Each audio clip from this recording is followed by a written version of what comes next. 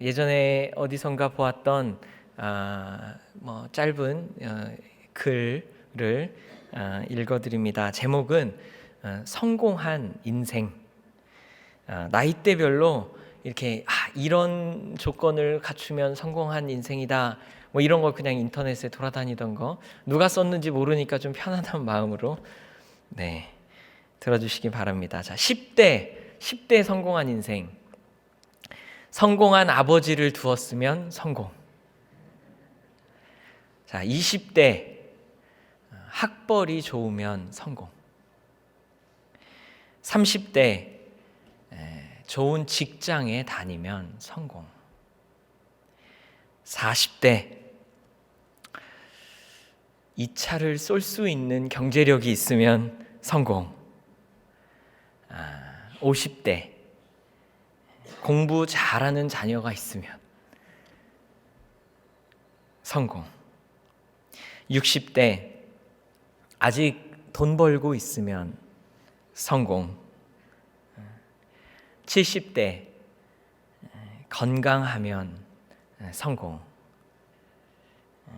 80대 배우자가 아직 살아계셔서 함께 밥 먹을 수 있으면 성공.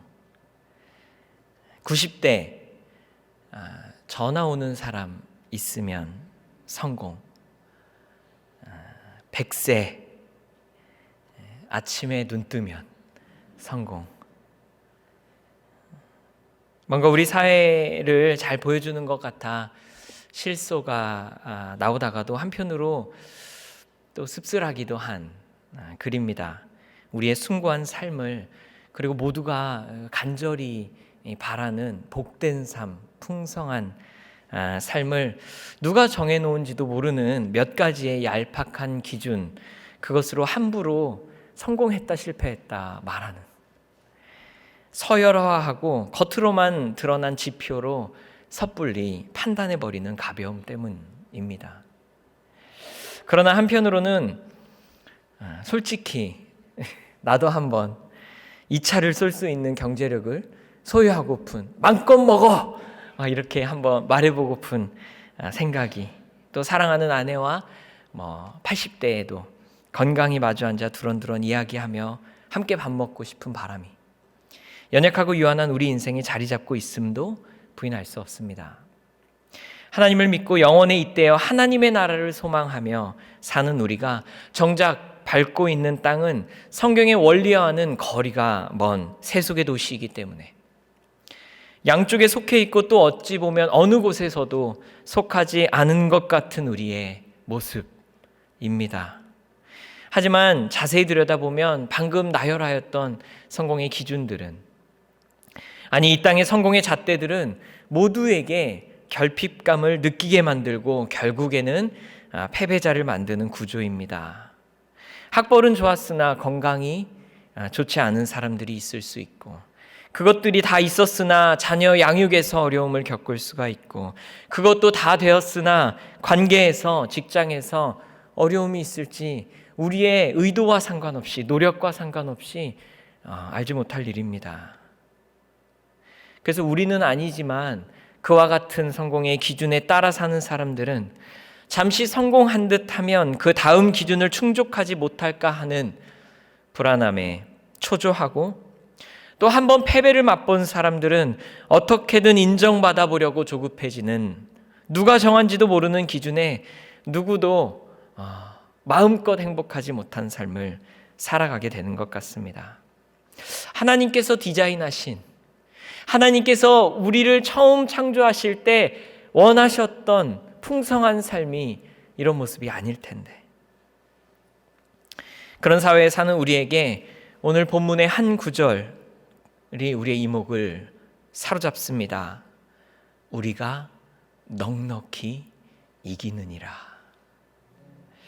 이 사회의 성공 기준에 지치고 피로한 우리들, 성경적 가치로서의 승리를 아는 것이 매우 중요합니다.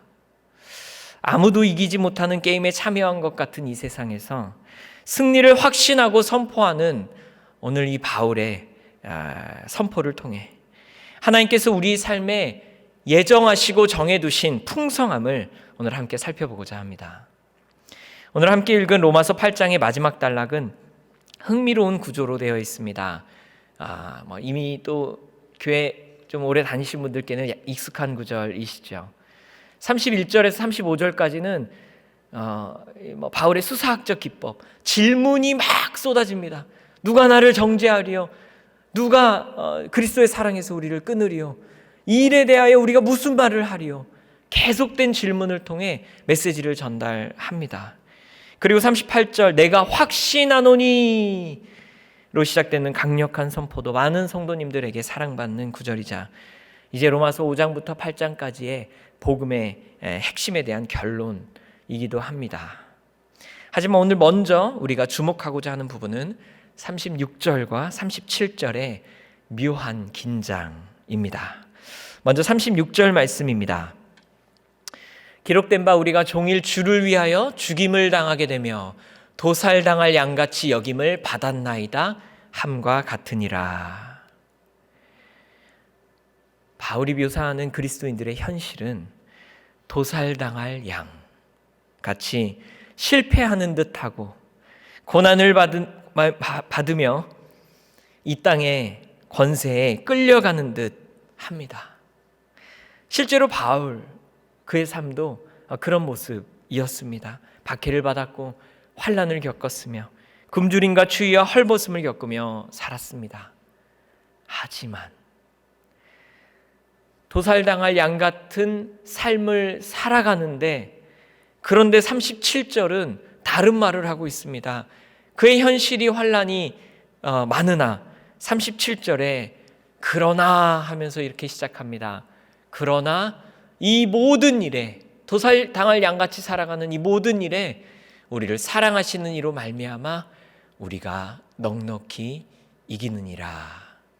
아멘. 여기에서 이 모든 일은 더 앞서 고백했던 도살당할 양같이 여김받는 환난이나 공고나 박해나 기근 등을 가리킵니다. 이 모든 일에 우리를 사랑하시는 분 예수 그리스도로 말미암아 우리가 넉넉히 이긴다는 말입니다. 여기서 넉넉히 이긴다는 말의 뜻은 단순히 조금 전에 10대에서는 이렇고 20대에서는 이렇고 일시적으로 내가 조금 상황이 유리해지는 그런 성공이 아니라 유리해 보이는 상태에 놓여져 있는 그런 정도가 아니라 압도적인 승리. 그래서 넉넉하게 이기는 승리, 완전한 정복을 의미하는 단어입니다. 게다가 현재형이기 때문에 날마다 중단 없이 실패하는 것 같은 현실 앞에서 매일매일 압승하고 전승하는 그리스도인들, 그들을 말하고 있습니다. 바울은 어떤 근거로 예수로 인한 승리, 아니 압도적인 승리를 도대체 어떤 근거로 확신했을까요? 오늘 이 31절부터 35절까지 나오는 이 여러 가지 질문을 통해서 세 가지 근거를 찾아보고자 합니다. 그리고 여기에서 바라보는 것은 우리가 승리를 확신할 수 있는 근거는 나의 현실이 아니라 그리스도의 사역. 그러니까 내가 지금 도살당할 양같이 살아가고 있는 것이 내가 승리할 것 같아, 아니 내가 실패할 것 같아의 근거가 아니라는 것입니다. 내가 당하고 있는 현실이 승리의 확신의 근거가 아니라 그리스도의 사역이 31절부터 35절까지 그리스도께서 하셨고 이루신 일에 바로 우리가 승리에 대한 확신을 할 수 있는 근거가 있다는 것입니다. 먼저 31절입니다. 그런즉 이 일에 대하여 우리가 무슨 말하리요? 만일 하나님이 우리를 위하시면 누가 우리를 대적하리요? 바울이 승리를 확신하는 첫 번째 근거, 하나님이 우리를 위하신다. 이렇게 기억하기 쉬우시겠죠? 같이 한번 해볼까요? 하나님이 우리를 위하신다. 시작. 하나님이 우리를 위하신다. 아멘. 영어로는 If God is for us 거든요. Who can be against us? 여기서 for us라는 말은 우리 편, 내 편. 하나님께서 우리 편이면 누가 우리를 대적하리요. 하나님이 우리를 위하신다. 그래서 우리가 승리한다. 그 말은 하나님이 우리를 위하시면 상대편이 아예 없다는 의미는 아닙니다. 여전히 사탄 마귀는 우는 사자와 같이 두루다니며 삼킬 자를 찾기 때문입니다. 아무리 대단한 축구 선수가 우리 편이라도, 그래서 우리에게 승리가 보장되었더라도 나에게 상대편의 공격이 그리고 태클이 전혀 오지 않는다는 뜻은 아닌 것처럼 말입니다. 그러나 상관없습니다. 상대에게 잠시 태클을 당하고 또 무리하고 과격한 공격을 당하기도 해도 우리는 이깁니다. 하나님이 우리를 위하시기 때문입니다.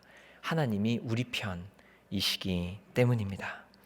32절은 하나님이 우리를 위하시면 하시는 일이 무엇인지 나열하고 있습니다. 32절 말씀, 자기 아들을 아끼지 아니하시고 우리 모든 사람을 위하여 내주시니가 어찌 그 아들과 함께 모든 것을 우리에게 주시지 아니하겠느냐. 아멘. 하나님이 우리를 위하신다.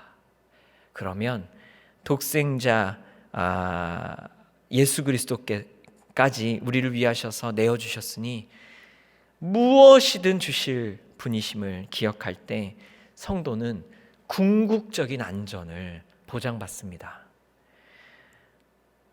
오래된 찬양 중에 나의 등 뒤에서 나를 도우시는 주, 혹시 그 찬양 아시는 분들 계세요? 신앙의 세대가 조금 드러나는 것 같은데, 나의 등 뒤에서 나를 도우시는 주. 그 후렴이 어떻게 되죠? 일어나 걸어라 내가 새 힘을 주리니, 일어나 너 걸어라 내 너를 도우리. 교회 좀 많이 다니신 분들은 또 거기에다가 이름 넣어가지고 누구야 그렇게도 하는데, 저는 이 찬양을 그 찬양을 한참 많이 부르던 시절, 어렸을 때 10대 때 사실 10대가 얼마나 힘들겠냐 했지만 나름 막막하고 두렵고 어찌할 바를 알지 못할 것 같을 때 부르고 또 불렀습니다. 나의 등 뒤에서 나를 도우시는 분, 일어나 걸어라. 그런데 그 찬양을 요즘은 생각하면 영어 그 프레이즈 중에 I got your back, 그 말이 생각이 납니다. 여러분 그 말 무슨 뜻인지 아시죠? I got your back. 전쟁 영화에서 뒤는 내가 지켜줄게. I got your back. 그래서 아군이 얼마 남지 않은 상황에서 앞으로 전진해야 되는 미션을 가진 한 명을 너는 앞으로 나가, 뒤는 내가 지켜줄게 하고 돌아서서 뒤에서 오는 적군들을 다 감당하면서 누군가가 앞으로 나아갈 수 있게, 그의 뒤는 뭐예요? 백은 뭐예요? 약한 점, 그 부분을 내가 지켜줄게. 우리 하나님께서 우리를 위하실 때 우리 하나님께서 우리에게 그렇게 말씀하시는 것 같습니다. I got your back. 내가 지켜줄게. 나의 등 뒤에서.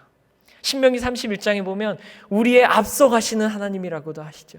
우리의 뒤에 계시고 앞에 계시는 하나님, 우리를 위하시는 하나님. 어떤 일 앞에서 주저하는 자녀에게 부모가 I got your back 하면 그 무슨 뜻이에요?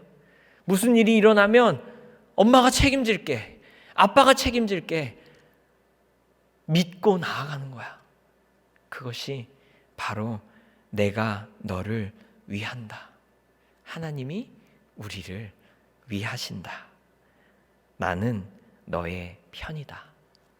일어나 걸어라 하는 의미입니다. 이렇게 하나님께서 우리를 위하실 때 삶에서 사라지는 것이 생깁니다. 우리의 삶에 없어지는 것이 생깁니다. 하나님이 우리를 위하실 때 바로 적대감입니다. 하나님이 우리를 위하시면 누가 우리를 대적하리요?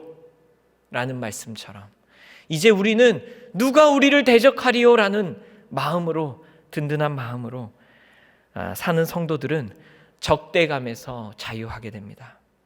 늘 이 세상에서의 성공의 기준에 도달하고자 쟁취하기 위해 무한 경쟁 속에서 사람들을 경계하고 서로를 밟고 일어서느라 적대감으로 하루도 쉴 날 없던 마음이 비로소 안정을 찾는 것입니다. 여러분, 이것만으로도 현대인들에게는 엄청난 승리입니다. 그리스도인이 날마다 압도적 승리를 확신하는 첫 번째 근거, 자, 기억나세요? 뭐였죠? 하나님이 우리를 위하신다. 아멘. 그런데 그것으로 끝나지 않습니다. 아직 시작일 뿐입니다. 33절과 34절 말씀입니다. 누가 능히 하나님께서 택하신 자들을 고발하리요? 의롭다 하신 이는 하나님이시니 누가 정죄하리요? 죽으실 뿐 아니라 다시 살아나신 이는 그리스도 예수시니 그는 하나님 우편에 계신 자요 우리를 위하여 간구하시는 자신이라. 아멘. 우리가 넉넉히 이김을 확신하는 두 번째 근거, 예수님이 우리를 위하여 기도하신다. 우리 함께 해볼까요? 예수님이 우리를 위하여 기도하신다. 성도를 넘어뜨리기 위한 사탄의 전략은 비난하고 정죄하는 말. 그 말을 듣고 너 그거밖에 못하는 사람이야. 내가 이럴 줄 알았어. 비난하고 정죄하는 말. 그것을 스스로 품고 좌절하게 만드는 것. 그러나 세상에서 누가 능히 하나님의 자녀들을 고발하리요? 생각해보면 하나님께서 의롭다고 하셨다는 말은 대법원에서 대법관이 무죄를 선고하신 최후의 심판자이신 우리 주님께서 무죄를 선포하신 일입니다. 다른 사람들이 아무리 정죄해도 죄가 유효할 수 없는 상황. 누가 뭐 앞에 와가지고 뭐라고 막 해도 그냥 그것들은 큰 의미가 없는 이야기들 뿐인 상황인 것입니다. 심지어 판결을 내린 그 판사가 우리의 죄값까지 치러버리신 상황. 그것이 바로 예수 그리스도의 십자가입니다. 그 와중에 우리 예수님께서 죄값을 치르신 후 부활하시고 승천하시고 하늘 보좌 우편에 앉으셔서 우리를 위하여 간구하십니다. 얼마나 놀라운 일입니까? 여러분, 예수님의 중보기도 받은 사람들 있습니다. 베드로는 생전에 예수님께서 살아계실 때 예수님의 중보기도를 받았습니다. 예수님이 우리를 위하여 간구하시는 게 얼마나 능력이 있는지 누가복음 22장 31절 32절 제가 읽어드리겠습니다.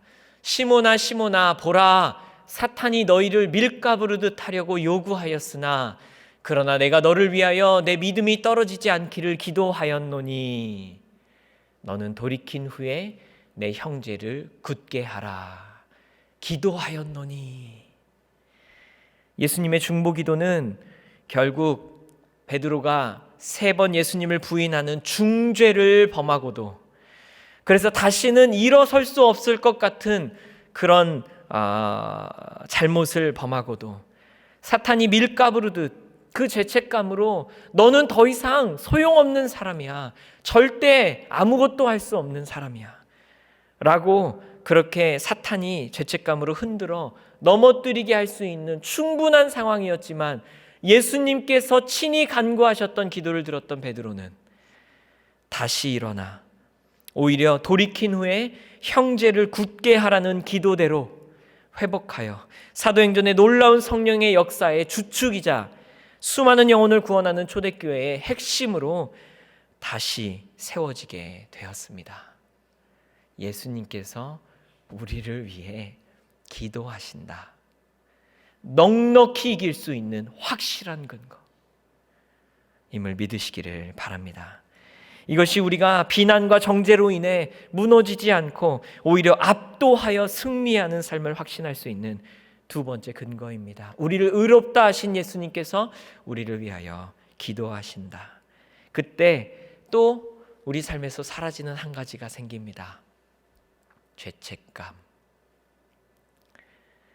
성도님들을 만나다 보면 죄책감에 시달리시는 분들 많이 경험합니다.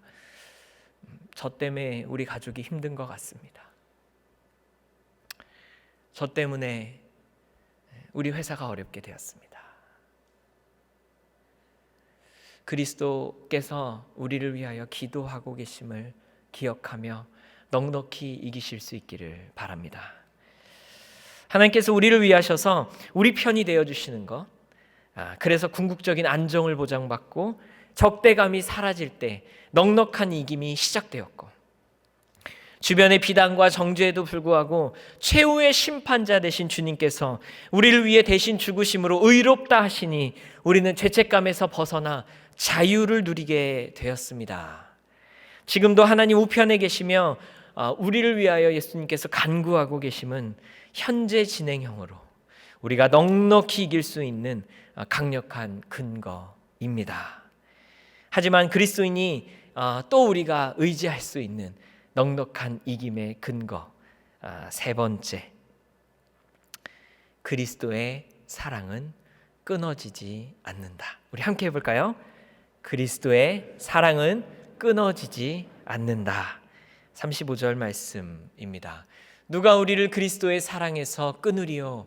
환난이나 곤고나 박해나 기근이나 적신이나 위험이나 칼이랴. 바울이 이런 고백을 할 수 있었던 것은 실제로 본인이 경험한 내용들이기 때문입니다. 고린도후서 11장 24절부터 27절까지 말씀, 그 말씀을 보면 이렇습니다. 유대인들에게 40에서 하나 감한 매를 5번 맞았으며 3번 태장으로 맞고 1번 돌로 맞고 3번 파선하고 일주야를 깊은 바다에서 지냈으며, 참 어려움이 많습니다.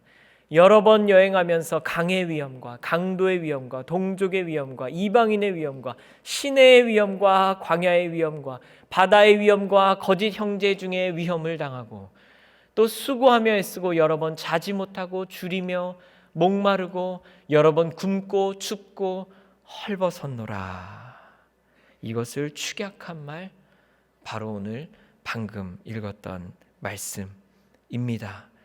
환난이나 곤고나 박해나 기근이나 적신이나 위험이나 칼, 그것들 중 아무 고난도 그리스도 예수의 사랑에서 우리를 끊을 수 없다는 것을 본인이 스스로 경험한 것입니다.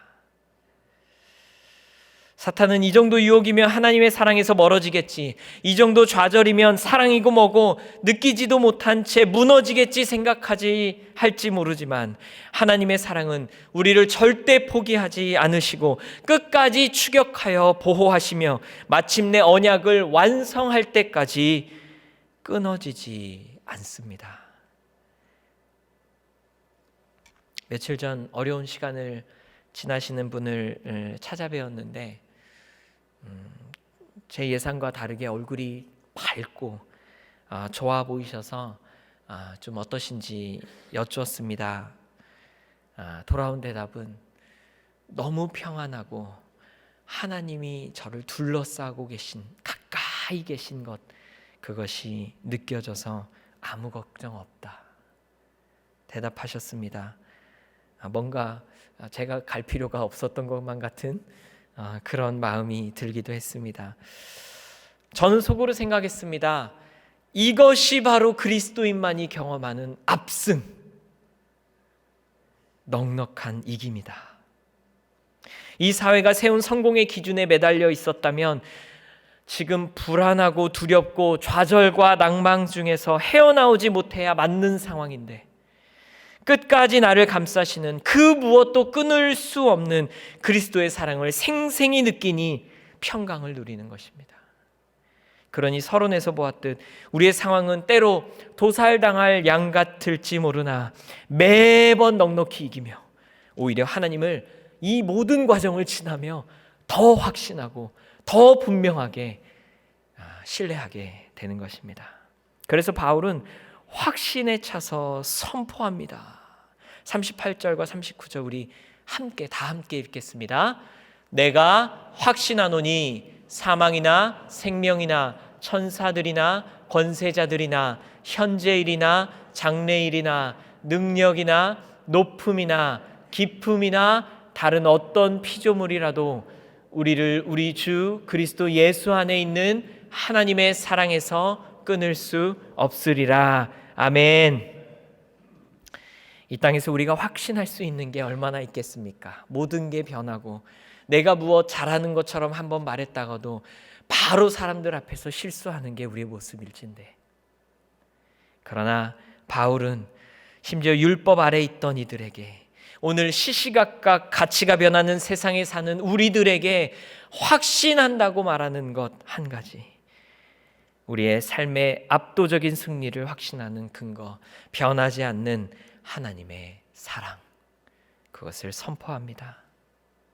사망이나 생명, 이것은 육신의 삶을 말합니다. 우리가 살아가면서 경험하는 가장 극단적인 거 두 개만 넣어놓은 거예요. 사망이나 생명도 끊을 수 없습니다. 그거 말고 앞에서 나온 기근이나 환난이나 핍박 빼고 우리가 살아가는 삶 중에 가장 큰 것, 사망이나 생명도 끊을 수 없습니다. 그 다음에 뭐예요? 천사들이나 권세자들이나, 이것은 영적 세계를 의미합니다. 우리의 육신의 삶도 끊을 수 없습니다. 천사들이나 영적 권세자들, 사탄, 그 영적 세계도 끊을 수 없습니다. 현재일이나 장래일이나는 시간입니다. 높음이나 깊음이라는 공간입니다. 그러니 우리의 삶의 그 어떤 일도, 영적 어떤 권세도, 시간도 공간도 하나님의 사랑을 우리에게서 끊을 수 없다라고 선포한 것입니다. 그래서 저와 여러분은 도망갈 데가 없습니다. 이 세상의 그 어떤 것도, 영적인 그 어떤 것도 우리 하나님 사랑 피하며 하나님 회피하며 살아갈 수가 없습니다. 그냥 하나님 사랑으로 세상을 넉넉히 이기는 것이 저와 여러분들의 숙명입니다. 받아들일만 하죠. 이 사랑을 받을 때 우리의 삶에서 또 하나 사라지는 것이 생깁니다. 끊어지지 않는 하나님의 사랑을 받을 때 우리 안에서 사라지는 것, 사랑에 대한 갈증. 그래서 더 이상 여기저기 기웃거리면서 쾌락도 쫓아보고 만족도 추구해보며 허무한 세월 보내지 않게 됩니다. 그렇지 않고 살아가는 삶이 승리의 모습입니다. 말씀을 마칩니다.